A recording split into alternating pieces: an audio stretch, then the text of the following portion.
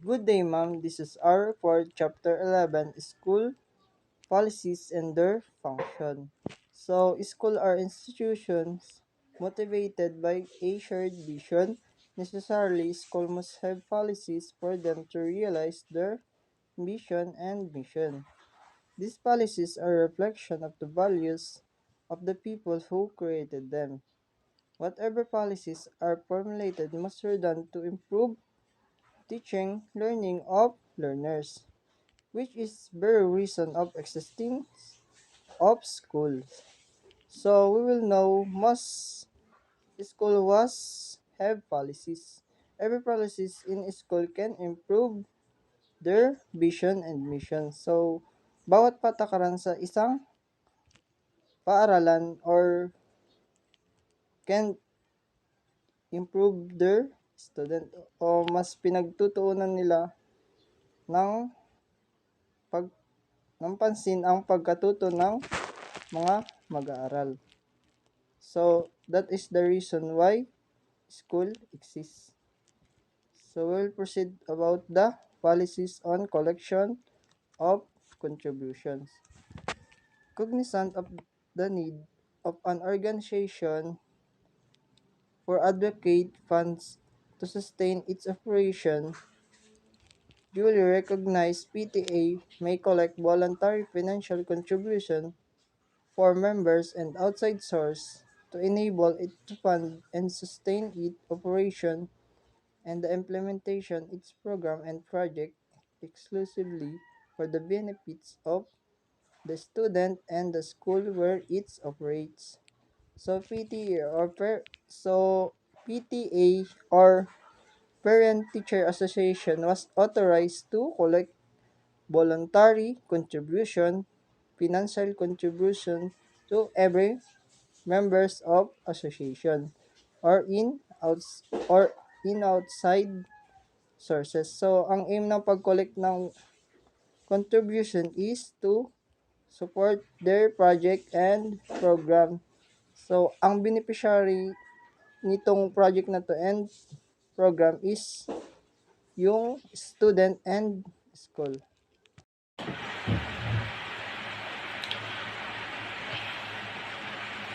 So the PTA's program and project shall be in line with the School Improvement Plan or the SIP. The contribution should be a reasonable amount as may be determined by the PTA Board of Directors. So this is the first.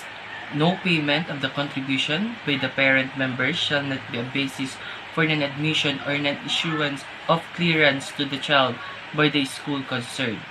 So, sinasabi po dito na walang pagbabayad na contribution yung mga magulang ay hindi dapat maging batayan para sa hindi pagpasok o hindi pagbibigay ng clearance sa bata ng kinaukulang paaralan. So, second is the contribution shall be collected by the PTA treasurer on a per parent member basis regardless of the number of their children in schools. So, dito naman po, sinasabi sa pangalawa na ang contribution ay kokolektahin ng PTA treasurer na kung saan is batay sa bawat membro ng magulang anuman ang bilang ng kanilang mga anak sa paaralan. The third is, no collection of PTA contribution shall be done during the enrollment period. And last is, no teacher or any school personnel shall be involved in such collection activities. So, dito naman po sa pang-apat, sinasabi na walang guro or sino mang empleyado ng paaralan ang dapat kasangkot sa naturang mga aktibidad or lalong-lalo na po dun sa collection activities. So, safekeeping of funds, all collections of contributions or proceed of the fundraising activities shall be deposited in a reputable banking institution as determined by the board of directors. The PTA's treasurer or a duly authorized representative shall undertake the collection and shall issue official receipt or acknowledgement receipts. In no case shall any school's official or personnel be entrusted. with the safekeeping and disbursement of the collection made by the PTA. All disbursements of funds shall be in accordance with generally accepted accounting and auditing rules and regulations. PTAs are prohibited from interfering in the academic and administrative management and operation of the schools and of the DepEd in general, engaging in any partisan political activity within school premises, operating a canteen, school supply stores, or being a concessionaire thereof inside the school of nearby premises, or offering these services to the school as its client either directly or indirectly. Next, selling insurance, pre-need plans or similar schemes or programs to students and or their parents, and such other acts or circumstances and analogies to the foregoing. PTA officers and members of the board or directors are prohibited from collection salaries, honoraria, or other forms of compensation from any of the funds collected or received by PTA. PTA should have no right to disburse or change any fees as service fees or percentage against the amount collected pertinent to the school publication fee, SSG Development Fund, and other membership fees and contributions. In no case shall a PTA or any of its officers or member of the Board of Directors call upon student and teacher for purposes of investigation or disciplinary action. The recommendation of any PTA should be cancelled by Division PTA Affairs Commit upon the recommendation of the school head concerned for any violation of the above mentioned prohibited activities in this guideline. Ang PTA ay dapat cancel ng Division ng PTA Affairs Commit sa recommendation ng pinuno ng paaralan na kinaukulang para sa anumang paglabag sa nabanggit na mga aktibidad sa pagbabawal at mga alituntunin nito. Thereafter, the school head may call for a special election to replace the board of directors of the PTA whose recognition was cancelled. Criminal, civil, and or administrative action may be taken against any members of officer of the board of the PTA who may appear responsible for failure to submit the necessary annual financial statement or failure to account the funds of PTA. Maaaring tumawag ang pinuno ng paaralan para sa isang espesyal na halalan upang palitan ang lupon ng mga direktor ng PTA na kinansela ang pagkilala. Ang mga aksyon sibil at administratibong kriminal ay maaaring gawin laban sa sinumang miyembro ng opisyal ng lupon ng PTA. Importance of policies. Schools, in partnership with their community, have their own picture of what they want to be vision statement, and so must offer services and must do what they are supposed to do. Mission statement in order to realize what they envision themselves to be. For this to happen, policies must be in place. Observance of these policies ensures everyone in the school community to have the light. Ang paaralan sa pakikipagtulungan sa kanilang komunidad ay may sariling larawan kung ano ang kanilang dapat maging vision statement at gayon sa mga dapat mag-alok ng mga serbisyo at dapat gawin kung ano ang dapat nilang gawin na pahayag ng mission upang mapagtanto kung ano ang kanilang naisip sa kanilang sarili. Importance of policy. If conditions are ideal, like when all members of the school community are perfect school heads, teacher, students, parents, non-teaching personnel, and other members of outside community, there may be no need for a policy. The truth is the condition in the school community in this world are far from ideal, and person that make the school community far from perfect, and so the need for policy. Kahalagahan ng policy. Kung ang condition ay ideal tulad ng lahat ng miyembro ng eskwelahan, komunidad ay perfect school head, mga guro, estudyante, magulang, non-teaching personnel at iba pang miyembro sa outside community, siguro hindi na kailangan ng policy. Ang katotohanan ay ang condition ng school, komunidad at ibang mundo ay malayo sa ideal and person na maging ang school, komunidad ay malayo para maging perfect. And so, we need for policy. Importance of policy. One may wonder as to why the Department of Education has issued very stringent policy and guidelines for PPAs in matters of collecting contribution. Even engaging in any parties and political activity within school premises is written as one prohibited activity. There must a history to that.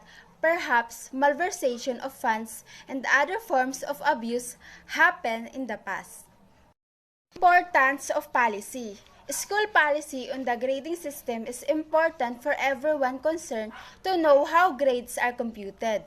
Both students and parents know how grades are derived objectively, percentage, weight for each component are clear. School policy para sa grading system ay importante para sa lahat ng concern, para malaman kung paano ang marka ay kinukompute. Both student at parents para malaman kung paano mag-grades are derived objectively, percentage, weight for each component are clear. Teachers are guided in their assessment practices. The grading policy ensures objective assessment practice. Without a grading policy, grading may become highly subjective. Similarly, there are no policies on students' tardiness and absenteeism. Students may just come in late or absent. The policies on students' tardiness certainly will curb tardiness and absenteeism to ensure learning. So, kapag yung mga estudyante is allowed na pumasok ng late sa school or mag-absent without consequences, maaring abusuhin nila yung ganitong system or maaring palagi na silang pumasok ng late or hindi na pumasok ng eskwela. So, itong policy about students' tardiness and absenteeism, ini-ensure nito na lahat ng estudyante is papasok ng eskwela regularly. So, effective policy formulation and implementation in a school community partnership. The policies on grading, student tardiness, and absenteeism came from above, which is the DepEd Central Office. At times, there is need for policies from above, but policies do not need to come from above all the time. So, ayun nga, yung policies about grading, student tardiness, and absenteeism is nanggagaling sa DepEd Central Office. Pero, hindi daw lahat ng policy ay dapat na or kailangan lahat ng gagaling sa DepEd Central Office. So, pwede rin na magbigay ng policy yung mga teachers or yung ating advisor kung meron man silang bagong i-implement na ikabubuti ng isang school or sa classroom lang. There are times when a school formulates a policy address a local problem. In fact, this is how it should be in school community partnership. Ideally, a policy must not be formulated by the school head by himself or herself. The school must lead in the policy formulation process. the word lead implies that an effective policy formulation process must be participatory. So, may mga pagkakataon daw po na ang isang paaralan ay bumubuo ng isang patakaran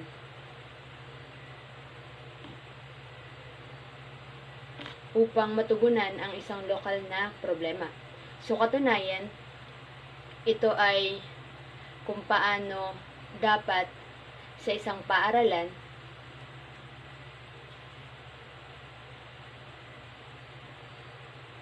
may kipagtulungan sa komunidad. So, sa isip ang isang patakaran ay hindi dapat buuin ng ulo ng paaralan para sa kanyang sarili. So, ang pinunong ng paaralan ay dapat manguna sa proseso ng pagbabalangkas ng patakaran.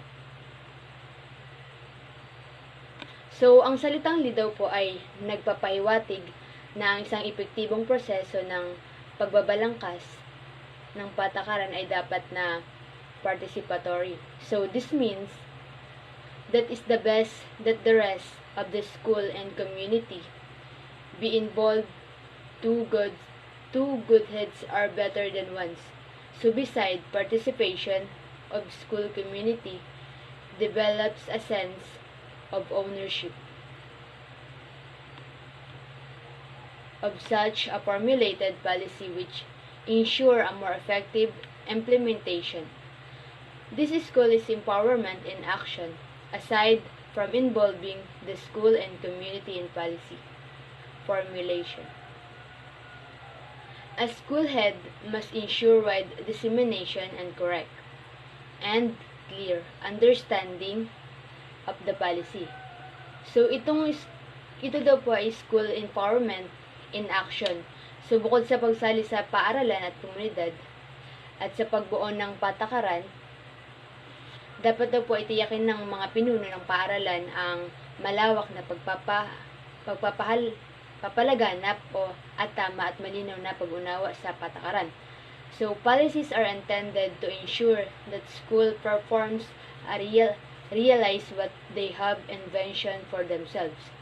So, ang mga patakaran daw po ay nilayon upang matiyak na ang mga paaralan ay gumaganap ng isang pagsakatuparan o kung ang kanilang nasa isip ay para sa kanilang sarili.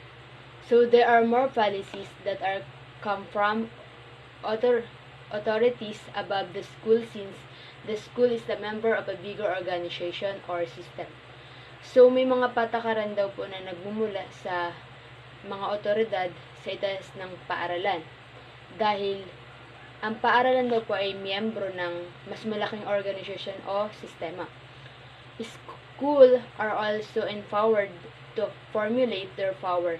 So, ang mga paaralan daw po ay binibigyan ng kapangyarihan na bumabalangkas ng kanilang power. Yun lang po.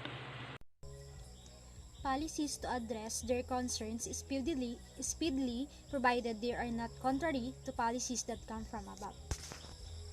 School policies are effective when they are formulated with the participation of the members of the school and community as this develops sense of ownership which ensures implementation of the family.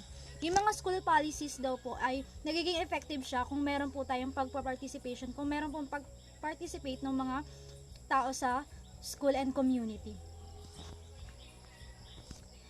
Policies must also be widely disseminated for the information to the entire system, schools, and community, and must be understood correctly and clearly. Policies set order in schools. The absence of clear-cut policies may court. Yun lang po ang report namin and maraming salamat po.